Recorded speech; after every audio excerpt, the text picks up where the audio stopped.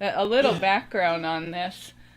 The story of Jesus when he cast the demons out of that man, that legion of demons, and they go into the herd of pigs and they go charging over the cliff. Well, one time when we were driving, this herd of deer came charging at it was our camp vehicle. Just like that herd of pigs.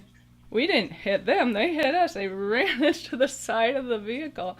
And I had to be taken in for body work and finally was fixed. And every time we would drive it, the brakes would go out and nobody could figure out why. Well, it turns out, find out half a year later that the brake line or something had been injured by those deer also.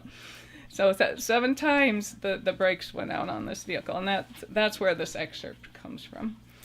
It says, "Another day I had the opportunity to meet some missionaries to Albania.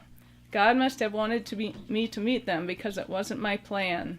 The brakes went out on my vehicle for the 7th time that year, leaving me stranded at the public library until my rescuers arrived. At just that same time, a missionary family was speaking and sharing about their work in Albania. Coincidence? We used to have a Sunday school teacher who called this a God incidence. Vaughn and Sue Golder and their children have been serving the Lord in Albania since the early 1990s. They have seen the Lord do miracles in turning hearts to Jesus in this former communist country. When asked about his call into missions, Vaughn referred to his college days. Back then, all he wanted to be was a Montana cowboy and rancher. But then a man challenged him. You only have one life to spend. What do you want to spend it on? And that was the start of Vaughn's call to be a missionary. You only have one life to spend. What do you want to spend it on?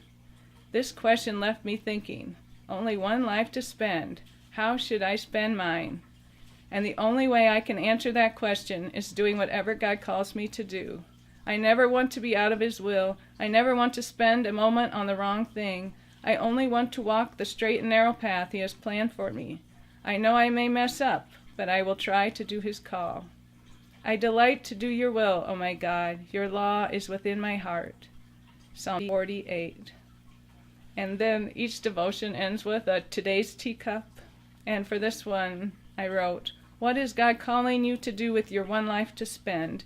Dig into his word today and ask Jesus to show you. Underline verses you find and pray them. Use them as conversation starters as you wait on the Lord.